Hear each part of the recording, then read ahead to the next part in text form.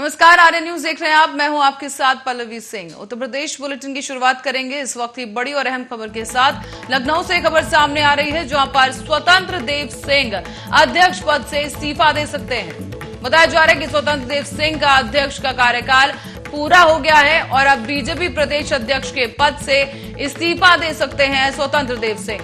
बता दें आपको कि बीजेपी में नए प्रदेश अध्यक्ष का ऐलान जल्द ही किया जा सकता है और स्वतंत्र देव सिंह ने अपना ये इस्तीफा दिल्ली भेज दिया है। यूपी सरकार में मंत्री और नेता विधान परिषद है और यूपी में बीजेपी अध्यक्ष का पद छोड़ेंगे स्वतंत्र देव सिंह। और वहीं सूत्रों के हवाले से खबर सामने आ रही है कि स्वतंत्र देव सिंह ने अपना जो इस्तीफा है वो दिल्ली भेज दिया है और जल्द ही वो अपना पद छोड़ सकते हैं। आपको बताते चलें कि स्वतंत्र देव सिंह का जो कार्यकाल है वो पूरा होने जा रहा है और इसी को लेकर अब उनके इस्तीफे की अटकलें भी तेज हो गई हैं। इसी बीच सूत्रों के हवाले से खबर सामने आई है कि स्वतंत्र देव सिंह ने अपना इस्तीफा दिल्ली भेज दिया है।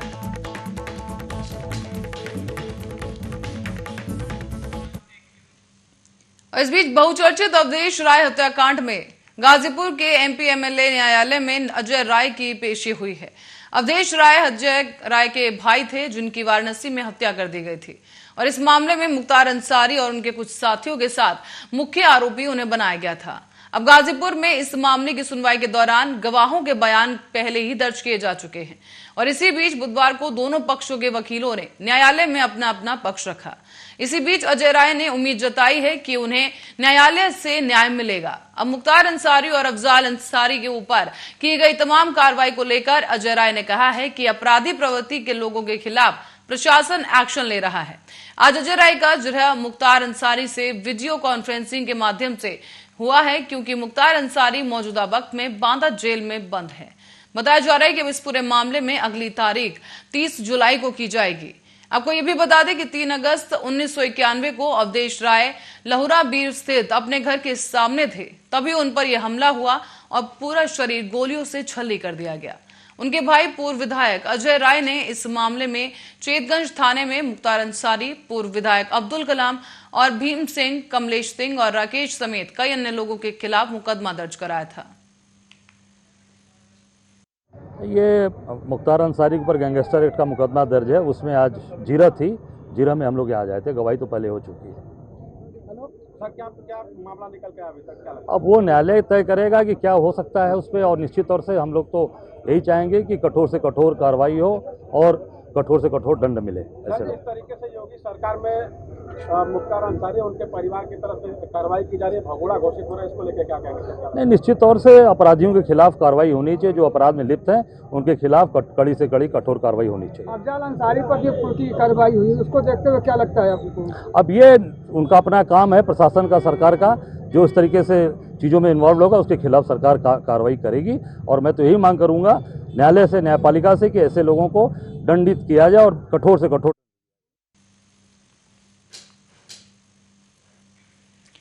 राज्य कर विभाग कर्मचारियों ने संगठन यूपी वाणिज्य कर मिनिस्ट्रियल स्टाफ एसोसिएशन कानपुर नगर के द्वारा विभाग में हुए स्थानांतरण के संबंध में अनियमितताओं को लेकर रोष व्यक्त किया है और आज कानपुर में संगठन के कर्मचारियों ने एडिशनल कमिश्नर ग्रेड 1 राज्य कर कार्यालय पर कर्मचारियों ने मिलकर यह आक्रोश के तहत प्रदर्शन किया। उनका कहना है कि जिस तरह से स्थानांतरण में विसंगतियां हुई हैं उनमें सुधार की जरूरत है और कर्मचारियों की मांग को स्वीकार किया जाए। साथ ही साथ ये भी चेतावनी दी गई कि अगर कार्रवाई नहीं हुई तो एक बड़ा आंदोलन किया जा सकता है।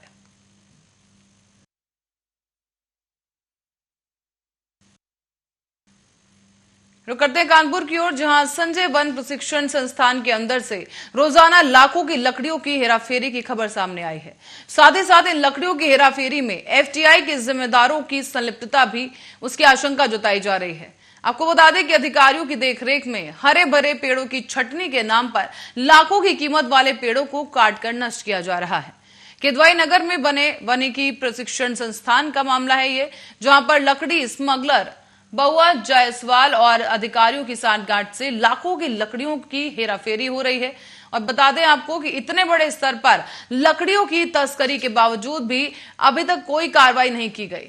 इससे कई विभागों की संलिप्तता का शक गहराता जा रहा है और इस पूरे प्रकरण में कर्नलगंज के लकड़ी माफिया सूरज वर्मा का नाम भी सामने आया है। और इसी खबर पर ज्यादा जानकारी के लिए हमारे संवाददाता प्रभात हमारे साथ फोन लाइन पर जुड़ चुके हैं। प्रभात, आपसे जानना चाहेंगे पूरा मामला क्या कुछ है? देखिए पल्ली, मैं बताना चाहूंगा, ये जो पूरा मामला है संजय वन के प्रशिक्षण संस्थान के अंदर का मामला है। किदवई नगर में आता है संजय वन प्रशिक्षण संस्थान, जो एफटीआई के नाम से जानता है, फॉरेस्ट ट्रेनिंग इंस्टीट्यूट, जिसके अंदर लकड़ियां काटने का 63 पेड़ काटने का जो था, जो छटान करने का इनके पास आदेश आया था। जो छटान जो थी 63 पेड़ों की थी, लेकिन जो लकड़ी जो काट दी गई उन 63 पेड़ों की छटान के अलावा वहां पर अवैध तरह से पूरी तरह से लकड़ियां काटी गई और उन लकड़ियों को चुपचाप। पर प्रभात, किस आधार पर ये छटनी की जा रही थी, क्या ये पता चल पाया है? कहां से ये अधिकारियों के पास आदेश आए कि छटनी की जानी है?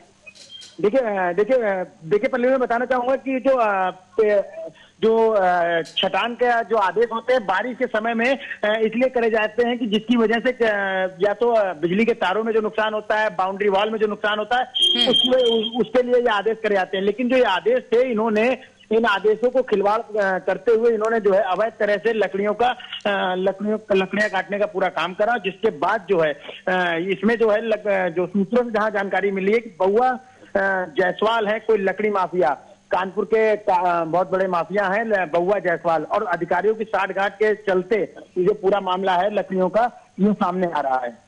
जी प्रभात, तो इस मामले में अब क्या कुछ अपडेट है? क्या अधिकारियों ने ये वीडियो सामने आने के बाद ये पूरे प्रकरण पर कुछ कहा है, कुछ उनकी तरफ से कार्रवाई की गई है?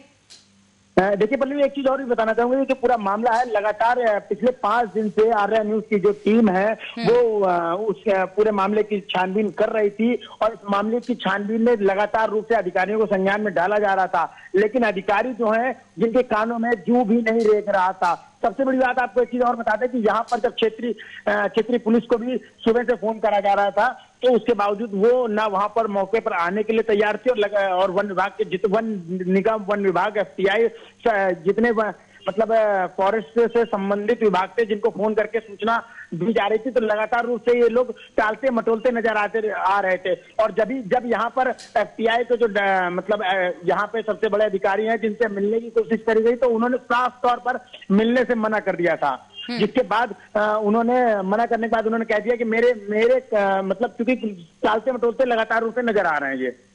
तो कहीं ना कहीं यहाँ पर अधिकारियों की संलिप्तता का भी जो शक है वो गहराता जा रहा है, क्योंकि इतने बड़े स्तर पर लकड़ियों का कटान यहाँ पे किया गया, वो भी हरे भरे पेड़ों का, और उसके बावजूद अब तक ना तो इन्हें कोई रोक रहा है, ना इन पर कोई कार्रवाई अभी तक की जा रही है।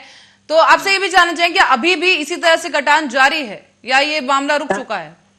देखिए पल्लवी, सबसे बड़ी बात एक चीज और बताना चाहूंगा कि अभी अमृत महोत्सव का कार्यक्रम चल रहा था, जहां पर और प्रदेश सरकार जो है, योगी सरकार जो है, हर साल करोड़ों रुपए का पेड़ लगाने का एक बजट पास करती है। लेकिन जो यहाँ पर जो मामला है वो कहीं ना कहीं एक लकड़ियों को काटकर, महंगी लकड़ियों को काटकर, और दिखाते क्या है कि इन्होंने छोटे पेड़ों को दिखा देते हैं कि जो सस्ती लकड़ियां काटकर उनको वहां के डिपो में भेज दिया जाता है, लेकिन जिसके बाद ये करते क्या है, उसकी आड़ में महंगे पेड़ों को काट दिया जाता है और लकड़ियों को बाजार में बेच दिया जाता है। आर्या न्यूज के पास इसकी कई ऐसी जानकारियां हैं जो अगले अंक में खोलने की पूरी तरह से कोशिश करेंगी। जी, तो प्रभात, यहाँ पे मान लिया जाए कि अधिकारी भी कहीं ना कहीं मिले हुए हैं, उन्हीं की साठगांठ से बड़े स्तर पर इस तरह से काम किया जा रहा है, जहां पर महंगी लकड़ियों को उनकी कहीं ना कहीं तस्करी की जा रही है। देखिए पल्लवी, ये चीज आपको खुल के मैं बताना चाहूंगा कि जो पूरा मामला है अधिकारियों की कहीं ना कहीं देखरेख में हुआ। तभी इस मामले में जब अधिकारियों से शाम को दबाव बनाकर जब बात करने की कोशिश करेगी, तो उन्होंने सूरज वर्मा का एक जो मतलब एक बड़े लकड़ी माफिया का एक छोटा सा प्यादा सूरज वर्मा का नाम सामने करा, जिसके ऊपर 16,136 रुपए का जुर्माना लगाया। 18 सीप बबूल करके एक पेड़ होता है उस पे, लेकिन जबकि जो मामला जब 16,136 रुपए का जो जुर्माना लगाया, ये केवल दिखावे के लिए जुर्माना लगाया और उसके ऊपर मुकदमा दर्ज कराया। लेकिन जो ये जब इस मामले की असलियत तक जाने की कोशिश करी जा रही कि जब 16,000 का वन विभाग के अधिकारी दिखा रहे हैं और अपने लेखों में 16,136 रुपए जुर्माना दिखाया जा रहा है, तो ये कहीं ना कहीं कम से कम लाखों रुपए की जो चोरी है, इसका मामला सामने आया। और इसी मामले में एक चीज और भी बता दूं कि आज से 3 दिन पहले जब वहां पर इसकी जानकारी करी जा रही थी कि लकड़ियों जो प्राइवेट गाड़ियां जो है लकड़ियों को काटकर, जिनमें कोई नंबर नहीं लिखा था लकड़ियों में,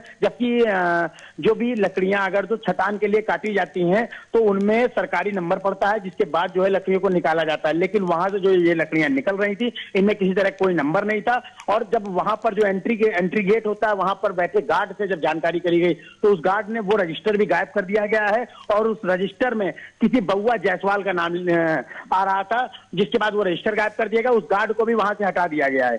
जी, प्रभात त्रिवेदी, बहुत बहुत धन्यवाद इस तमाम जानकारी के लिए। दर्शकों को बता दें कि बड़े स्तर पर यहाँ पर लकड़ियों का कटान किया गया है, छटाई के नाम पर महंगी लकड़ियों को काट दिया गया है। और इसी बीच अधिकारी इस वक्त मौन नजर आ रहे हैं। उनकी तरफ से ना तो कोई कार्रवाई हुई है, ना इस पूरे प्रकरण को लेकर किसी तरह की जवाबदेही उनकी तरफ से सामने आई है। अब आगे बढ़ते हैं, रुक करते हैं अगली खबर की ओर। कांग्रेस का गढ़ कहे जाने वाले और सांसद सोनिया गांधी के संसदीय क्षेत्र रायबरेली में भी सांसद सोनिया गांधी से दिल्ली में ईडी की तीसरी बार की पूछताछ के विरोध में कांग्रेस पार्टी ने विरोध प्रदर्शन किया है। जिला कांग्रेस कमेटी के सदस्य ईडी की पूछताछ की निंदा करते हुए आज जिलाधिकारी कार्यालय के बाहर शांतिपूर्ण धरने पर बैठ गए। इस बीच सरकार के खिलाफ जमकर नारेबाजी की गई और कहा गया कि सरकार महंगाई और बेरोजगारी से ध्यान भटकाने के लिए रायबरेली की सांसद सोनिया गांधी से ईडी के माध्यम से दबाव बनाना चाहती है। लगातार इस केंद्र की मोदी सरकार के इशारे पर ईडी हमारी नेता आदरणीय सोनिया गांधी जी को बार बार पूछताछ के लिए बुला रही है, जिस वजह से पूरे देश का कांग्रेस वर्कर कार्यकर्ता आंदोलित है। ये सरकार लगातार ध्यान भटकाने के लिए महंगाई, बेरोजगारी, भ्रष्टाचार के खिलाफ ध्यान भटकाने के लिए इस तरह का कृत्य कर रही है। जिस तरह ईडी ने 2015 में ये केस बंद कर दिया था नेशनल हेराल्ड का, उसके बावजूद क्योंकि अब चुनाव आने वाला है 2024 में, इन लोगों ने फिर उसको उठाया है और लगातार हमारी नेता को, महान नेता को, जिसका एक बड़ा परिवार का इतिहास है, इस देश की एकता अखंडता की रक्षा करने का उनकी साहस, पूर्व प्रधानमंत्री इंदिरा जी ने इस देश की एकता अखंडता की। कानपुर देहात से इस वक्त की बड़ी खबर सामने आ रही है, जिससे आपको रूबरू करा दें। यहां पर शिक्षक इन बच्चों को स्कूल बुलाकर उनसे झाड़ू लगवा रहे हैं। बड़ी खबर इस वक्त की आपको बताते चले, जहां स्कूल में एक बार फिर से एक ऐसा वीडियो सामने आया जो सोचने पर मजबूर कर रहा है कि स्कूल में आखिर बच्चों का भविष्य कितना सुरक्षित है। बता दें आपको कि यहां पर बच्चों से स्कूल में झाड़ू लगवाई जा रही है और शिक्षक इन छात्रों से स्कूल में पानी भी भरवाते हैं। इसी पूरे प्रकरण का एक वीडियो वायरल हुआ है, जहां वीडियो में साफ तौर पर नजर आ रहा है कि शिक्षक बच्चों को स्कूल बुलाकर उनसे काम करवा रहे हैं। यहाँ बच्चों के भविष्य से ये खिलवाड़ हो रहा है और प्राथमिक विद्यालय में शिक्षक और कर्मचारी अपनी मनमानी कर रहे हैं। यहाँ आप देख सकते हैं कि ये छात्रा हाथ में झाड़ू लिए स्कूल परिसर के आंगन में झाड़ू लगा रही है और एक छोटा छात्र यहाँ पर बाल्टी लेकर पानी भरता हुआ नजर आ रहा है। बच्चों के भविष्य से ये बड़ा खिलवाड़, जिसका वीडियो इस वक्त वायरल हो रहा है तेजी के साथ। ब्लॉक संदलपुर के क्षेत्र के गांव हावसपुर प्राथमिक विद्यालय का पूरा मामला है, जहां से वीडियो वायरल हुआ है। बच्चों के साथ यहां पर मनमानी की जा रही है और उन्हें मनमाने ढंग से उनसे काम करवाया जा रहा है स्कूल परिसर के अंदर। यहाँ पर आप देख सकते हैं साफ तौर पर कि छात्रों से झाड़ू लगवाई जा रही है। साथ ही साथ कुछ छात्र यहाँ पर बाल्टी लेकर पानी ले जाते हुए भी साफ देखे जा सकते हैं।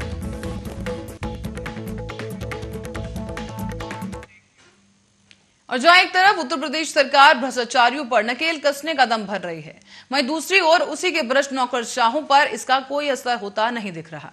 ताजा मामला सामने आया है गंगवा मजरे जरिया तहसील सदर का, जहां पर चकबंदी लेखपाल और चकबंदी नायब तहसीलदार द्वारा पैसे लेकर मन मुताबिक चक बनाए जाने और पैमाइश किए जाने को लेकर ग्रामीणों से जमकर धन उगाही की जा रही है। तो वहीं पीड़ित ने जब इसका विरोध किया तो चकबंदी नायक ने उसे धमका दिया है और धमकाते हुए कहा गया कि तुम्हें जो करना है वो कर लो, उच्च अधिकारियों के पास जा सकते हो, क्योंकि ये पैसा हम अपनी जेब में नहीं रखते, सभी अधिकारियों का इसमें हिस्सा होता है। पीड़ित और अन्य ग्रामीणों ने आज उसी की शिकायत रायबरेली जिलाधिकारी महाराज श्रीवास्तव से की है और चकबंदी नायब और लेखपाल को लेकर ये शिकायत की गई, जहां उन्हें हटाकर निष्पक्ष तरीके से चक आवंटन और उनकी पैमाइश करते हुए नक्शा दुरुस्त करने की अपील की गई। यहाँ मामला सर ये है कि यहाँ जो है हमारे यहाँ चकबंदी पैसा लेके गलत तरीके से नाप कर रहे हैं। किस गांव में? पूरे जरिया, ग्राम सभा जरिया, और ज़मीन भी काट रहे हैं, ज़मीन पूरा नहीं हो रही है। उसमें सबसे ख़राब नायब है तुलसी राम। लोग गुमराह करता है, पैसा लेके गलत तरीके से चक जो है नक्शा गलत बना दिया है और गलत तरीके से नाप कर रहा है। उसमें सीओ राम किशोर वो भी जो है पैसा के दम पर काम करते हैं। यहाँ कहाँ पर आए हैं? हम डीएम साहब के पास आए हैं। डीएम साहब ने आश्वासन दिया कि मैं उसको कराता हूँ। यहाँ मामला सर ये है कि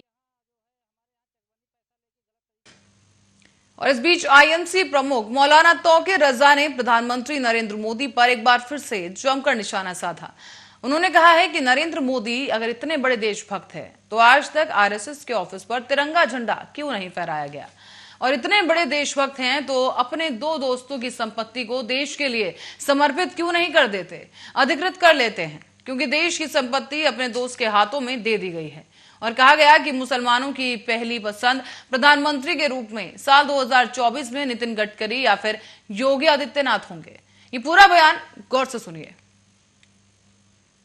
मैं फिलहाल राजनीति की बात नहीं करना चाहता, मैं फिलहाल सिर्फ देश की बात करना चाहता हूं, और राजनीति भी मैं जो करता हूं वो अपने देश के लिए, अपने लोगों की भलाई के लिए, एकता और भाईचारे का माहौल बनाने के लिए करता हूं। और 2024 में किस किस्म का माहौल बनेगा, मैं ये महसूस कर रहा हूं कि 2024 के लिए अगर मुकाबला करना है भारतीय जनता पार्टी का, तो किसी को अच्छा लगे या बुरा लगे, मायावती चाहती हैं वो प्रधानमंत्री बन जाए, समाजवादी वाले चाहते हैं वो प्रधानमंत्री बन जाए। ये लोग अगर सब अपने लिए काम करते रहेंगे, कोई नहीं बनने वाला है। सबको मिलके, कांग्रेस वालों को भी कुर्बानी देनी पड़ेगी, सबको मिलके कोई एक साफ सुथरा चेहरा सामने लाना चाहिए, वरना आने वाले वक्त में मैं बताता हूं, मुसलमान ने भी ये मन बना लिया है कि अगला प्रधानमंत्री भारतीय जनता पार्टी का ही बनेगा, नितिन गडकरी या योगी आदित्यनाथ हमारी तरफ से देश के अगले प्रधानमंत्री हैं। अगर इन्होंने कोई मजबूत गठबंधन नहीं बनाया, और मेरी राय यह है कि अगर ममता बनर्जी को प्रधानमंत्री का चेहरा बनाते हैं सब मिलके, और इसमें किसी किस्म की सियासत नहीं होती है, तो बेहतर नतीजा निकल सकता है। वरना भारतीय जनता पार्टी का मुकाबला ना कांग्रेस कर पा रही है, ना कोई और दल कर पा रहा है। अच्छा, जैसा आप बता रहे थे,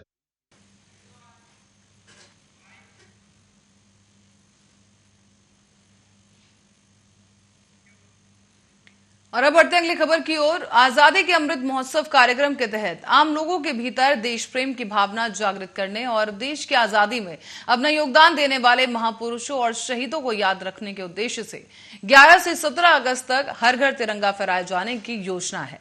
ऐसे में महाराजगंज जनपद में लगभग 5,20,000 तिरंगा घरों को सरकारी संस्थाओं और विभिन्न गैर सरकारी भवनों पर तिरंगा फहराए जाने की योजना बनाई गई है। इस अभियान को सफल बनाने के लिए जिला प्रशासन ने तैयारियां जोरों शोरों से शुरू कर दी हैं। और आपको ये भी बता दें कि इस दौरान 313 महिलाएं दिन रात राष्ट्रीय ध्वज बनाने में जुटी हुई हैं। और इस अभियान से महिला समूहों को जोड़ने के साथ ही महिलाओं को स्वावलंबी बनाकर उन्हें रोजगार भी मुहैया कराया जा रहा है। समूह की महिलाओं का कहना है कि सरकार और प्रशासन के द्वारा महिलाओं के आगे बढ़ने में मदद की जा रही है। तिरंगे की सिलाई से जहां उन्हें गर्व महसूस हो रहा है, तो वहीं उन्हें रोजगार भी मुहैया कराया जा रहा है। मेरा नाम है सबीबुन्निसा, मैं समूह में काम करती हूं और मेरे समूह का नाम है जागीरती महिला स्वयं सहायता। हम लोगों को ये तिरंगा मिला है, तिरंगा हम लोग बना रहे हैं, बहुत खुश हैं। अब आगे हम लोगों का विचार सरकार हम लोग को और कुछ दे, हम लोग और बनाएं, अपने बच्चों के लिए कुछ करें, अपना भविष्य बनाएं।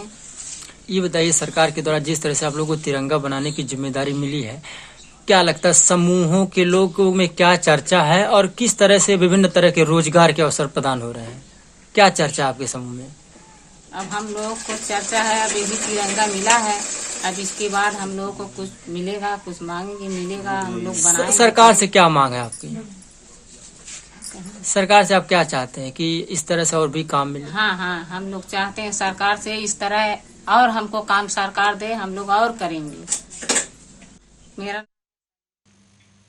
और इस बीच खबर अब वाराणसी से है, जहां पर गंगा नदी में बाढ़ का खतरा लगातार बढ़ता चला जा रहा है। पहाड़ों पर हो रही लगातार बारिश के चलते गंगा नदी में बाढ़ उफान पर आती हुई दिख रही है और लगभग 3.5 सेंटीमीटर प्रति घंटे की रफ्तार से गंगा के जलस्तर में अभी भी बढ़ाव जारी है। गंगा में जलस्तर बढ़ जाने की वजह से सभी 84 पक्के घाटों का आपसी संपर्क भी टूट चुका है। इसी की वजह से एक से दूसरे घाट पर जाना अब मुमकिन नहीं है। तो वहीं गंगा के सभी 84 घाट जलमग्न भी हो चुके हैं और सीढ़ियां भी कुछ ही बची हैं। तो वहीं जल पुलिस भी लगातार गंगा में स्नान करने वाले श्रद्धालुओं और लोगों को चेतावनी दे रही है कि वो गहरे पानी में न जाएं।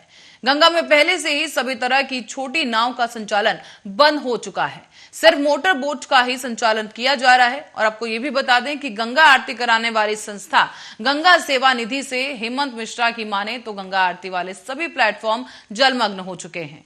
अब गंगा के जलस्तर में बढ़ाव के चलते हर दूसरे दिन आरती स्थल को भी बदलना पड़ रहा है।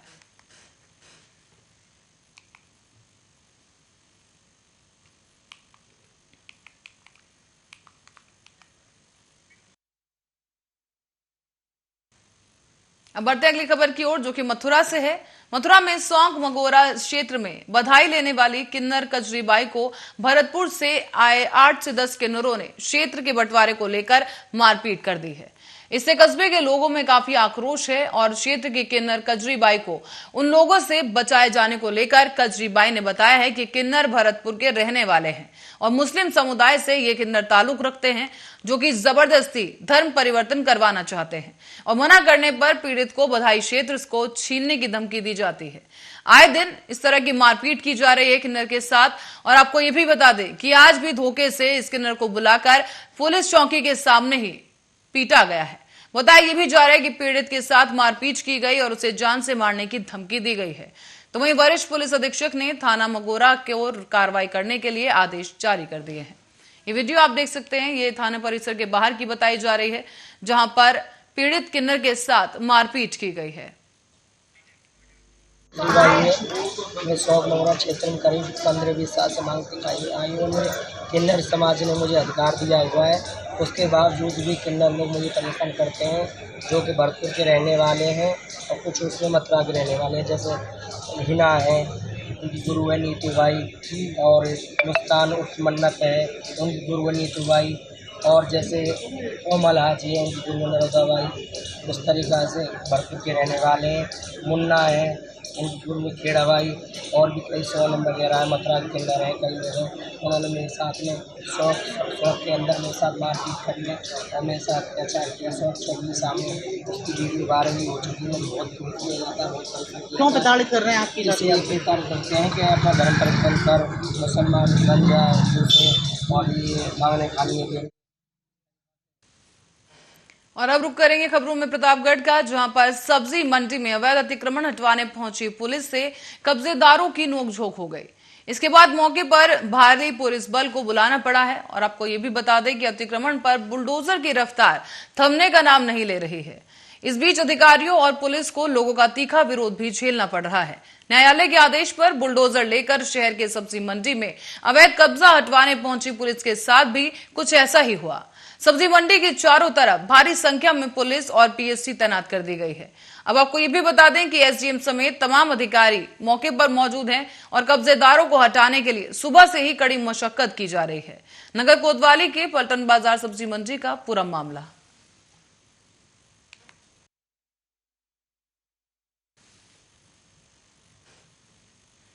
और अब खबर है लखीमपुर खीरी से, जहां नीमगांव थाना क्षेत्र में बीती रात को 5 जगहों पर चोरों ने धावा बोल दिया। नकदी समेत हजारों का सामान यहां से साफ कर दिया गया है।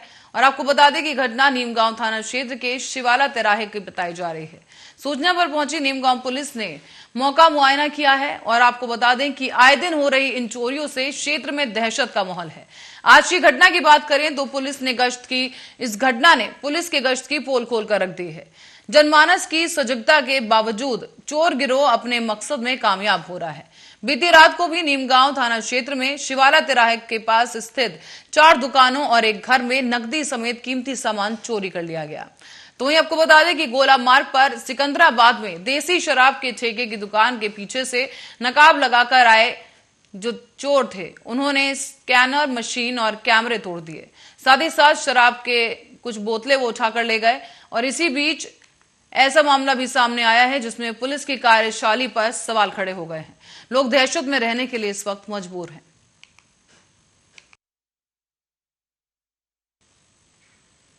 और अब रुक करते हैं रुड़की की ओर, जहां पर रुड़की की गगन नहर कोतवाली इलाके के रेलवे रोड पर स्थित साईं प्लाजा परिसर में एक युवक का शव मिला है। ये शव मिलने से ही इलाके में सनसनी फैल गई। और आपको बता दें कि तुरंत ही पुलिस को भी मामले की सूचना दी गई है, जिसके बाद पुलिस ने मौके पर पहुंचकर शव को कब्जे में लेकर पोस्टमार्टम के लिए भेज दिया है। दरअसल आपको बताते चलें कि इकबाल प्रॉपर्टी के मामले में 2 साथियों के साथ रुड़की आया हुआ था ये शख्स, और सुबह इस शख्स का शव मिला है। बहरहाल पुलिस मौके पर पहुंची और शव को कब्जे में लेकर पोस्टमार्टम के लिए भेजा गया है। कोतवाली प्रभारी निरीक्षक ऐश्वर्या पाल ने बताया है कि पूरा मामला प्रॉपर्टी के लेन देन को लेकर हो सकता है। हालांकि आसपास के सीसीटीवी फुटेज खंगालने में पुलिस जुटी हुई है और जांच के बाद ही इस मामले की हकीकत स्पष्ट हो पाएगी।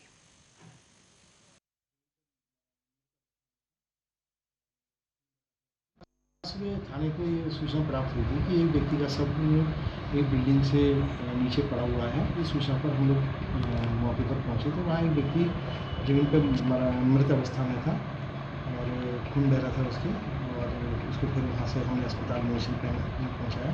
जानकारी प्राप्त हुई कि ये व्यक्ति उनका किसी भी ज़मीन को लेकर इनका मामला चल रहा था और ये वहाँ पे आया हुआ था।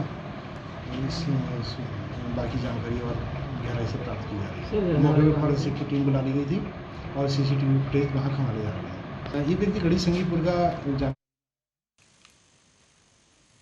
और उत्तराखंड के पुलिस महानिदेशक अशोक कुमार अपनी माता सावित्री देवी की अस्थियां लेकर आज हर की पौड़ी पहुंचे, जहां पर वैदिक मंत्रोच्चारण के बाद अस्थियों को गंगा में विसर्जित किया गया है। सावित्री देवी का स्वर्गवास 24 जुलाई को देहरादून में हुआ था और डीजीपी अशोक कुमार के साथ मौके पर मौजूद लोगों ने नम आंखों के साथ सावित्री देवी को श्रद्धांजलि दी है। अस्थि विसर्जन कार्यक्रम में आचार्य बालकृष्ण, पूर्व पालिका अध्यक्ष सतपाल ब्रह्मचारी समेत कई साधु संत और व्यापारी मौजूद रहे। बता दें आपको कि अस्थि विसर्जन के बाद पुलिस महानिदेशक अशोक कुमार काफी भावुक नजर आए। हमारे उत्तराखंड के यशस्वी डीजीपी माननीय श्री अशोक कुमार जी का मातृशोक हुआ। पूज्य माता जी सावित्री देवी जी अब परलोक गमन कर गई और आज इस गंगा के पावन पवित्र गोद में हर की पैड़ी पर उनके अस्थि विसर्जन के लिए सभी लोग आए थे। हम भी माता जी के प्रति अपनी श्रद्धा सुमन करने के लिए, अपनी भावनाएं व्यक्त करने के लिए, जिस माँ ने ऐसे यशस्वी पुत्र को जन्म दिया जो आज राष्ट्र सेवा के साथ में एक महकमे के रह करके सबके हित के लिए, सबके मंगल के लिए प्रयास करते हैं, तो हमारी भावनाओं के लिए हम आए थे। हमारे उत्तराखंड के यशस्वी।